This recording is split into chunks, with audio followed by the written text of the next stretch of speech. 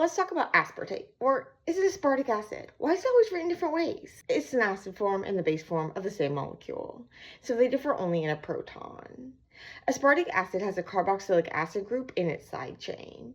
It can give up a proton that is act as an acid and thereby become the conjugate base aspartate. We call it an acidic amino acid because its neutral form could act as an acid.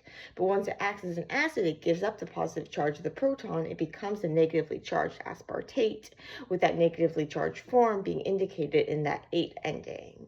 We can write aspartate or aspartic acid because we can never really know what state the molecule will be in. We can predict what state it's more likely to be in depending on the pH of the solution. The pH is a measure of proton availability, but it's an inverse log. So the higher the pH, the lower the proton concentration.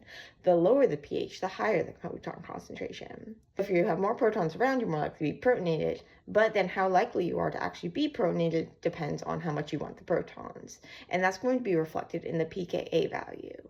The pKa value is the pH at which half of the copies of an acidic site are protonated and half of them are deprotonated. The pKa of the side chain, we call this the pKr value. For aspartic acid, this is about 4. This means that at any pH above 4, it's more likely to be found in that deprotonated aspartate form. In our bodies, we're around 7.4 or so we're much more likely to find it in that aspartate form, that conjugate base form. It's already acted as an acid, and now we have the conjugate base, the negatively charged aspartate form. So we're more likely to find it in the aspartate form, but it can go back and forth between aspartate and aspartic acid, depending on the pH of the solution and the surrounding environment. Aspartate and glutamate. These are our two acidic amino acids. So aspartate is abbreviated ASP and then one letter D, and glutamate is GLU and one letter E. D is before E in the alphabet, aspartate is before glutamate in the alphabet. Aspartate is shorter than glutamate. So those are just the memory tips you can use. You can also think about aspartate. Just remember that when you spell it, it's actually with a T. Our basic amino acids, these are the ones that in their neutral uncharged forms can act as bases, take a proton, become positively charged. Histidine, arginine, lysine, HRK.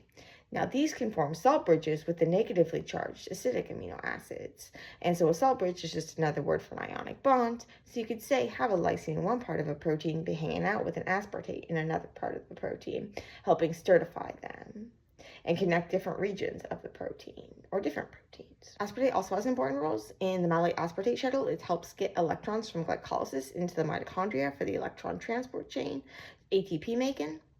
And in the urea cycle, it helps our bodies get rid of amino groups safely